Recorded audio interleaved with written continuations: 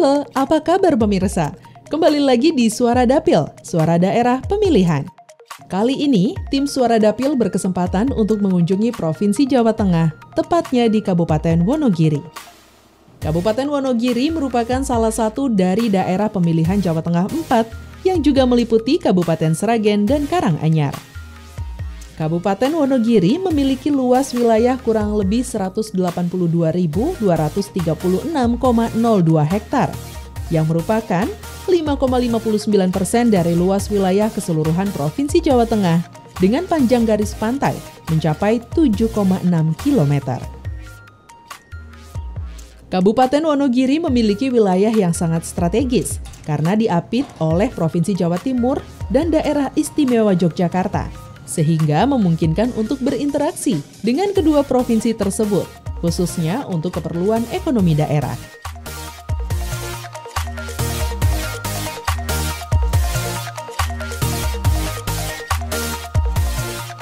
Penyebaran virus COVID-19 di pertengahan tahun 2021 kembali meningkat di beberapa daerah dan beberapa bulan belakangan ini.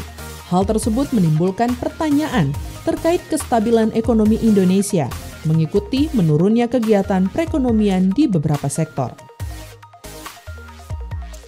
Sektor pariwisata yang meliputi bisnis hotel dan restoran menjadi salah satu sektor yang mengalami dampak terbesar, diikuti oleh sektor retail dan UMKM yang mengalami penurunan kegiatan usaha secara signifikan. Akan tetapi, di sisi lain, sektor pertanian yang terdiri dari petani, peternak, pembudidaya, nelayan, dan para pelaku usaha di sektor pertanian lainnya menjadi salah satu sektor usaha yang dapat bertahan dan terus berkembang di masa pandemi virus COVID-19, sehingga harus diberikan dukungan dan monitoring yang berkelanjutan untuk dapat terus berkembang. Oleh karena itu, pada kunjungan tim Suara Daerah Pemilihan kali ini, kita akan mengunjungi kelompok-kelompok tani, peternak, dan pelaku budidaya ikan di daerah pemilihan Jawa Tengah 4, yang merupakan daerah pemilihan dari anggota Komisi 5 DPR RI, Hamid Nur Yassin, yang kembali terpilih pada periode 2019 hingga 2024, yang sebelumnya menjadi anggota Komisi 4 DPR RI untuk melakukan monitoring dan evaluasi dan mendengarkan aspirasi dari para penerima program pada kunjungan daerah pemilihan kali ini. Seperti apa kegiatan anggota DPR RI Hamid Nur Yassin selama kunjungan ke daerah pemilihannya? Tetap di Suara Dapil, Suara Daerah Pemilihan.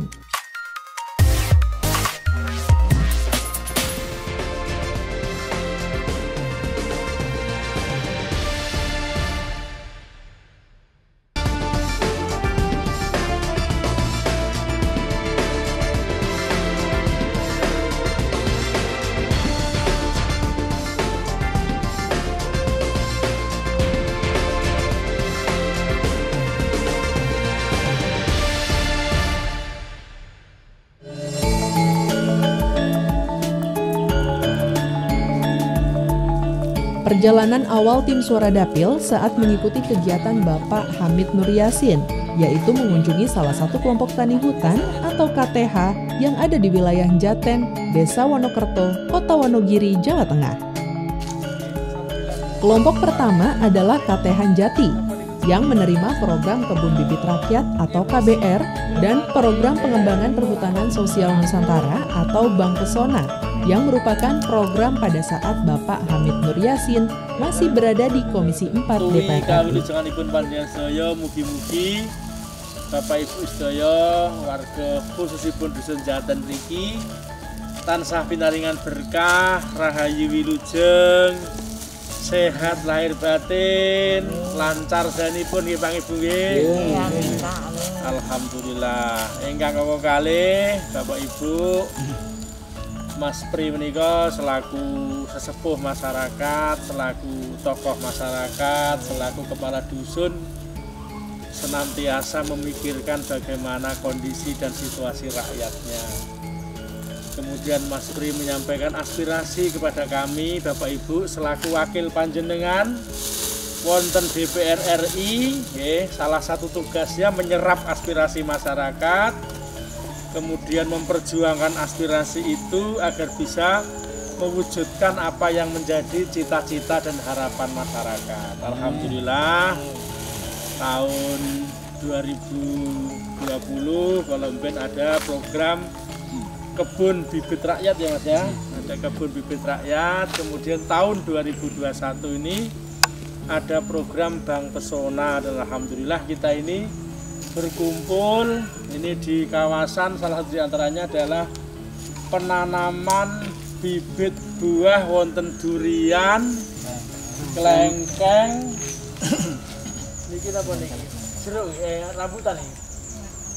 Kelengkeng.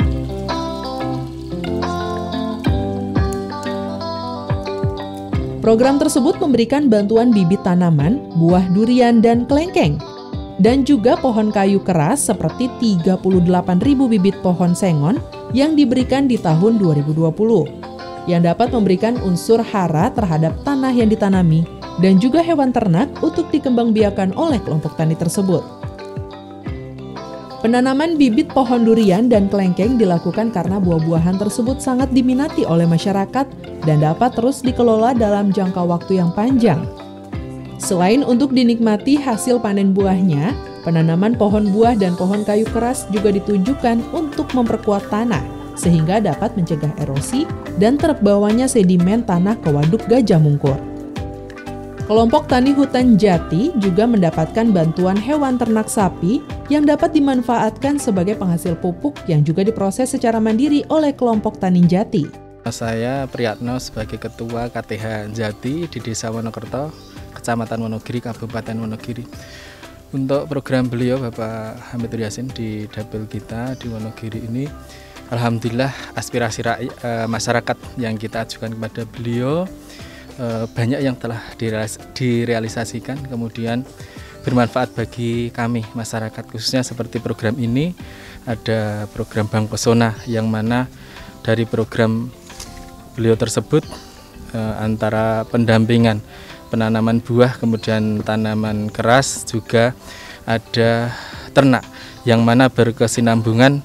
Nanti ternak kita bisa berkembang biak, juga kotorannya bisa untuk pupuk buah ataupun tanaman keras, yang dimana nanti harapan kami bisa mensejahterakan pada kelompok juga masyarakat dan juga beliau yang telah mengemban amanah rakyat untuk khususnya di dapil kita di Wonogiri ini bisa berlanjut, dan apapun nanti yang dibutuhkan masyarakat diperhatikan dan juga dapat direalisasi dengan baik dan mensejahterakan kepada kami. Untuk penanaman yang kita tanam yaitu ada pohon durian dan kelengkeng, karena nilai konsumsi atau nilai jual dari tanaman tersebut, buah tersebut sangat diminati oleh masyarakat, dan permintaan kami memang untuk durian dan kelengkeng, dan bisa untuk bermanfaat untuk kami selanjutnya nanti sampai selanjutnya, karena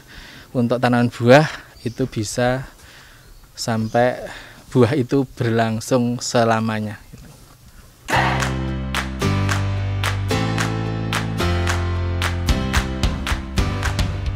Selanjutnya, kami mengunjungi rumah salah satu pengurus kelompok tani hutan di Desa Sumberjo, Kabupaten Jatisrono, di mana sudah berkumpul perwakilan dari 12 kelompok tani hutan yang juga menerima program BRT, Bank Pesona, dan bantuan hewan ternak dari 10 ekor menjadi 44 ekor yang akan diberikan kepada anggota kelompok tani secara bergilir. Bantuan tanaman-tanaman pohon tersebut ditujukan untuk menjadi penghijauan dan lahan resapan air hujan, sehingga dapat menjadi simpanan air di musim kemarau, karena sebelumnya lebih dari separuh lahan di Desa Sumberjo merupakan lahan kritis. Pada pertemuan ini, Bapak Hamid Nur Yasin mengapresiasi setiap kelompok tani yang sudah berkontribusi dan berharap agar program yang diberikan kepada kelompok tani tersebut dapat dikelola dengan baik, sehingga dapat terus berkembang dan dapat memberikan hasil yang maksimal. Masing-masing kelompok bahkan semuanya sudah terlaksana. Harapan kami memang yang pertama tentu adalah bagaimana agar bantuan ini bisa membawa manfaat, bisa membawa kemanfaatan yang besar kepada kelompok dan kepada masyarakat. Syukur dengan program ini ada bisa membantu kesiapan sembada daging, kalau sapi dan kambing, kemudian dari program pemeliharaan ternak yang dirangkai dengan penanaman bibit buah maupun bibit pohon. Ini diharapkan dari ternak yang kita pelihara ini bisa untuk menghadirkan, selain daging ya, itu bisa menghadirkan pupuk, bisa menciptakan pupuk kompos. Karena banyak keunggulan pupuk kompos atau pupuk organik di tengah-tengah masyarakat itu bisa untuk memperbaiki kondisi tanah kita. Tanah kita yang sudah sekian puluh tahun yang senantiasa dikasih pupuk kimia terus. Ini perlu penyegaran dengan pupuk kompos dan dengan hewan-hewan yang kita pelihara ini. Untuk memperbaiki unsur hara tanah. Kami sebagai penerima program Bank Pesona dari Kementerian Lingkungan Hidup dan Kehutanan, kami di sini menerima bibit pohon tanaman keras sengon yang kami terima sebagai program untuk mereboisasi tanah kritis di desa kami, karena sebagian besar atau separuh lebih dari desa kami terdapat lahan kritis yang perlu memperbaikinya dengan cara reboisasi. Dan kami berterima kasih sekali kepada Bapak anggota Dewan yang telah membawa aspirasi kami, kemudian disampaikan kepada Kementerian Lingkungan Hidup dan Kehutanan. Selain itu kami juga menerima bibit buah klengkeng dan buah durian yang kami tanam di pekarangan kami. Sekaligus di pekarangan kami akan menjadi lebih hijau sehingga lingkungan hidup di desa kami menjadi lebih sejuk, tidak panas di saat musim kemarau, dan juga mungkin dengan adanya banyak tanaman di lahan-lahan kritis kami yang sekarang ada dan di pekarangan-pekarangan kami, semuanya akan menjadikan resapan air hujan di tanah-tanah kami menjadi tanah-tanah yang banyak mengandung air, sehingga saat kemarau desa kami tidak kekeringan.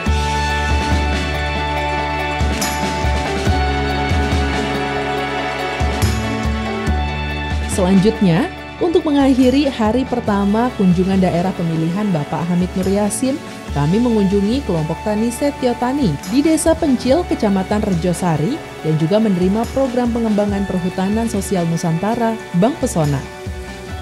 Selain bantuan penanaman pohon, kelompok tani Setio Tani mendapatkan bantuan program bioflok budidaya ikan lele oleh Kementerian Kelautan, Perikanan, dan selama pengembangannya hingga tahun 2021, pembudidayaan ikan lele tersebut sudah mengalami panen sebanyak 2 kali hingga saat ini, yang hasilnya dapat dikembangbiakan lagi oleh para anggota kelompok tani. Program dari Kementerian Kelautan, Perikanan, dan Peternakan yang merupakan aspirasi dari beliau Bapak Hamid Nur Yassin. Alhamdulillah ini sudah berjalan sejak awal tahun 2021 dan ini sudah panen 2 kali. Kami mengucapkan terima kasih kepada semua pihak yang telah ikut berpartisipasi membantu kelompok tani Setio Tani untuk memasyarakatkan gemar makan ikan, meningkatkan imun masyarakat desa, dan agar ekonomi di Desa Rejosari bisa meningkat. Mungkin itu. Sekali lagi terima kasih Pak Hamid Nur Yassin. Semoga kita semua selalu diberi kesehatan dari Allah Subhanahu wa taala. Assalamualaikum warahmatullahi wabarakatuh.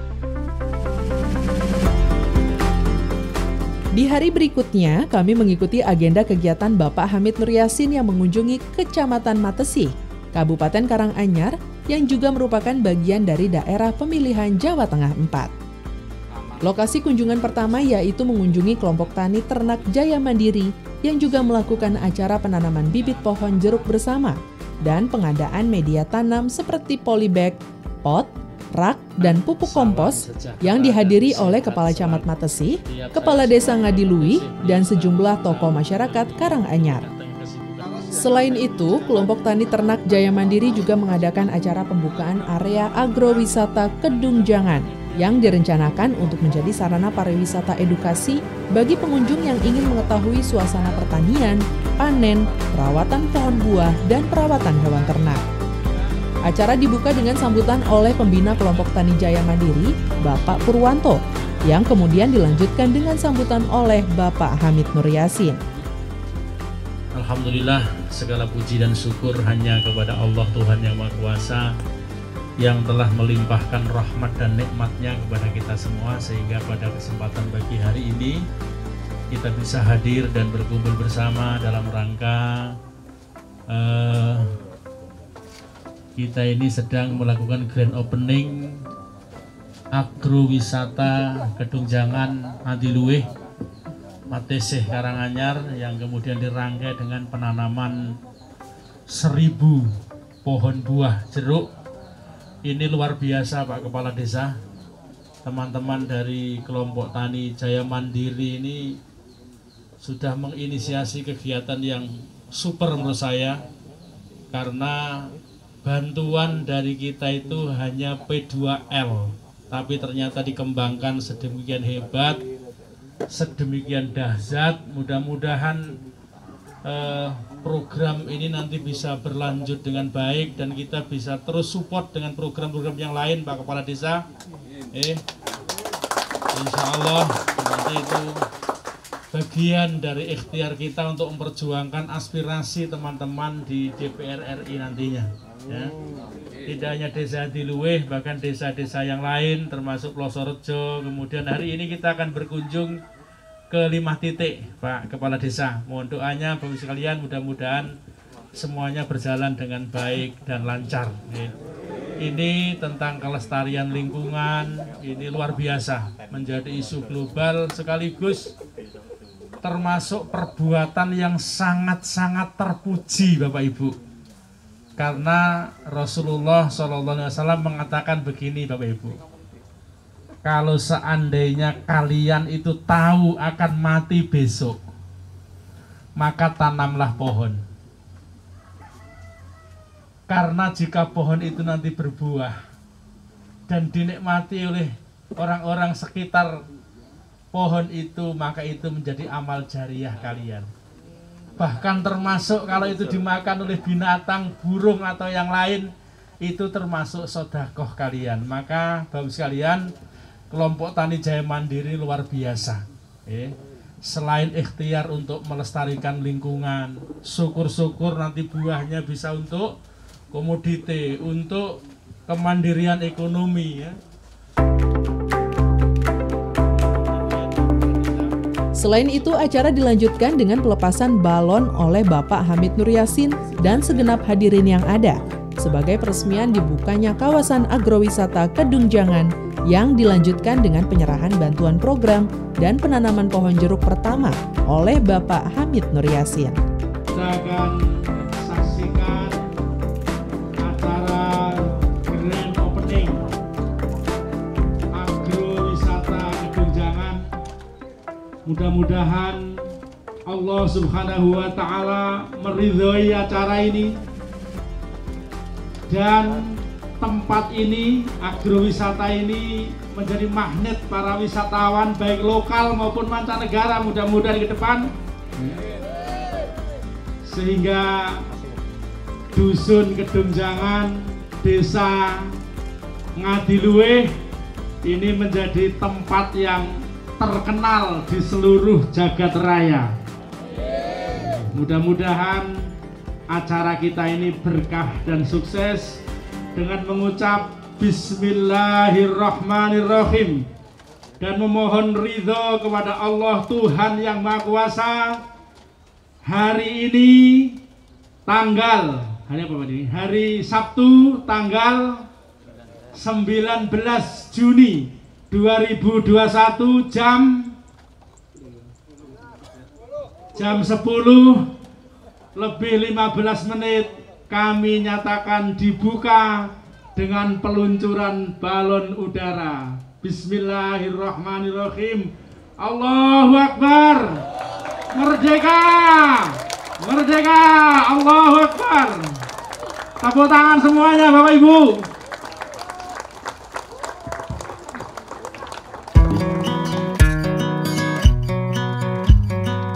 Acara ditutup dengan makan siang bersama di tempat makan yang disediakan di area Taman Agrowisata Kedung Jangan.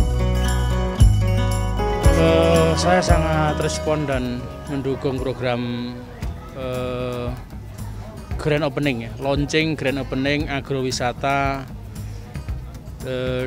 Dusun Kedung Jangan, Desa Hadiluwih, Kecamatan Matesih, Kabupaten Karanganyar, yang kawasan ini juga termasuk daerah pemilihan saya, sehingga saya memang membangun hubungan baik dengan seluruh elemen masyarakat, termasuk masyarakat di sini. Ya. Dan hari ini kita memberikan support atas di launchingnya atau grand opening pembukaan agrowisata di tempat ini. Kita berharap mudah-mudahan ini bisa berkembang pesat, berkembang baik, kemudian dimengerti, diketahui oleh khalayak. Mungkin teman-teman juga perlu support untuk promosinya, sehingga menjadi tempat yang nyaman untuk kuliner, tempat yang nyaman untuk selfie dan sebagainya.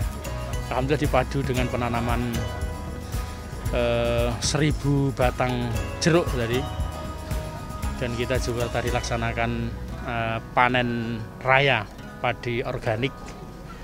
Ini menurut saya bagus sekali karena konsepnya semacam integrated farming ya. Dari limbah padi dikasih makan untuk hewan ya, binatang yang dipelihara, sapi, kambing.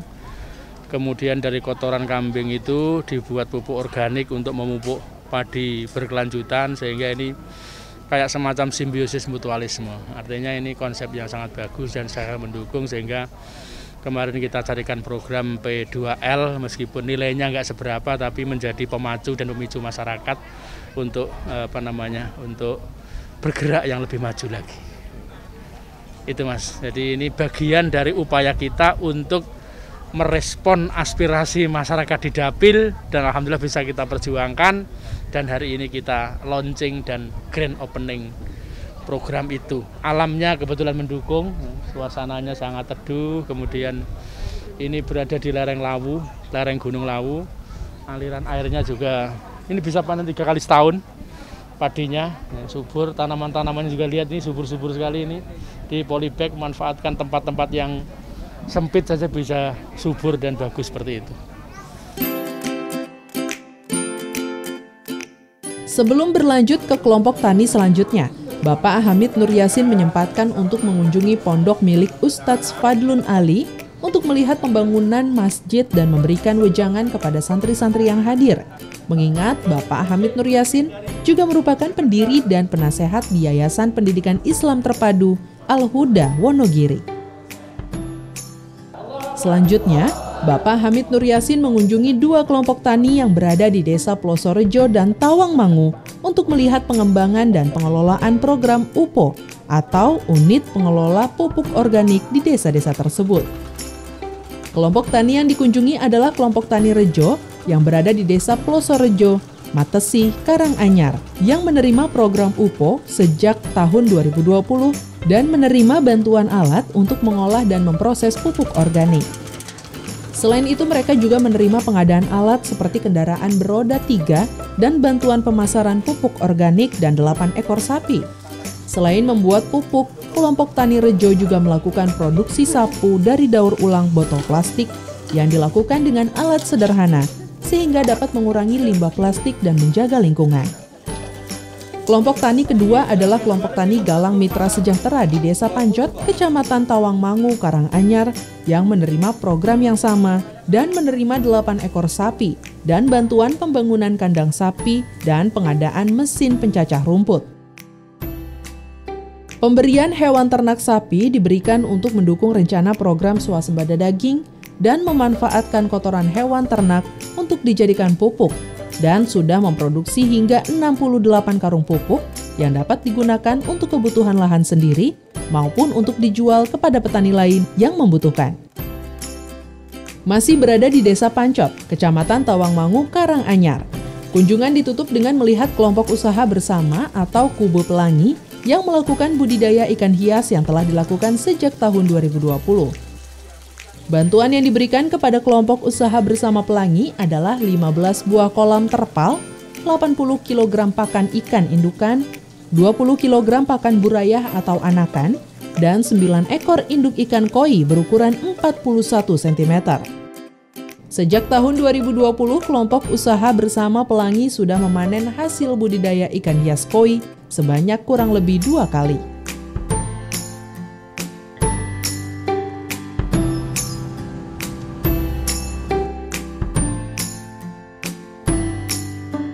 Terima kasih pada TVR Parlemen yang sudah melakukan liputan ke dapil saya.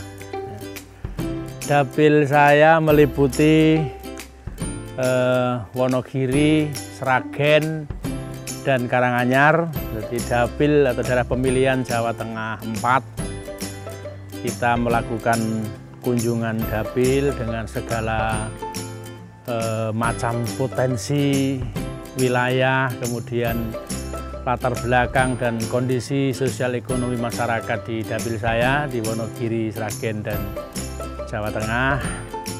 Kebetulan kita keliling dapil ini sekaligus melakukan monitoring, evaluasi terhadap kegiatan-kegiatan saya kemarin ketika saya masih berada di Komisi 4. Sekarang saya mendapatkan tugas baru di Komisi 5 terkait dengan kondisi dan potensi wilayah dapil, baik itu Wonogiri, Sragen maupun Karanganyar. Ini memang kondisi alam dan geografisnya adalah masyarakat agraris. Jadi mayoritas memang pertanian, baik itu pertanian padi, kemudian pertanian polowijo, dan sektor-sektor yang lain termasuk sayur-sayuran.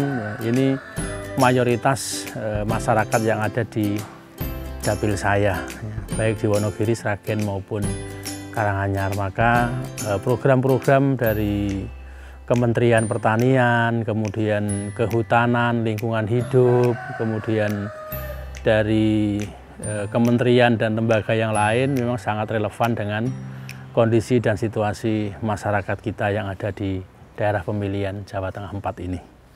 Kita berkunjung, melakukan launching kegiatan grand opening, wisata, wisata pertanian. Kemudian kita melakukan kunjungan ke beberapa peternakan dan pengolahan pupuk organik yang program UPO, kemudian Bank Pesona dan lain-lain. Itu bagian dari upaya kita untuk membantu masyarakat, terutama yang berkaitan dengan masalah pertanian dan peternakan di tengah-tengah masyarakat, dan masih banyak lagi aspirasi-aspirasi masyarakat yang kita suarakan di rapat-rapat Komisi 4 kemarin, dan alhamdulillah sebagian besar bisa kita perjuangkan. Itu merupakan salah satu tugas pokok dan fungsi kami, menyerap aspirasi masyarakat, kemudian kita perjuangkan dan kita berikan aspirasi untuk pemberdayaan ekonomi masyarakat, ya, untuk mudah-mudahan bisa menciptakan lapangan pekerjaan, kemudian program UPO misalnya bisa untuk swasembada daging, kemudian bisa untuk pembuatan pupuk organik, pupuk kompos dalam rangka untuk memperbaiki struktur tanah, kondisi tanah, baik itu berkaitan dengan unsur hara tanah, pori-pori tanah, sehingga menyuburkan lahan dan pertanian di masyarakat kita. Banyak sekali kegiatan sehingga kemarin sudah TVR Parlemen saya ajak keliling ke dapil saya. Ya, luar biasa, banyak sekali, sehingga kalau kita keliling setiap minggu kan saya pasti pulang. Hari Jumat, Sabtu, Minggu di dapil, Senin sampai Kamis di DPR RI. Kalau kita laksanakan kegiatan ke dapil ini, antara waktu yang tersedia dan tugas atau kegiatan yang kita laksanakan itu masih banyak tugas kegiatan yang kita laksanakan untuk membantu, untuk menyapa, untuk memperjuangkan aspirasi-aspirasi masyarakat di dapil.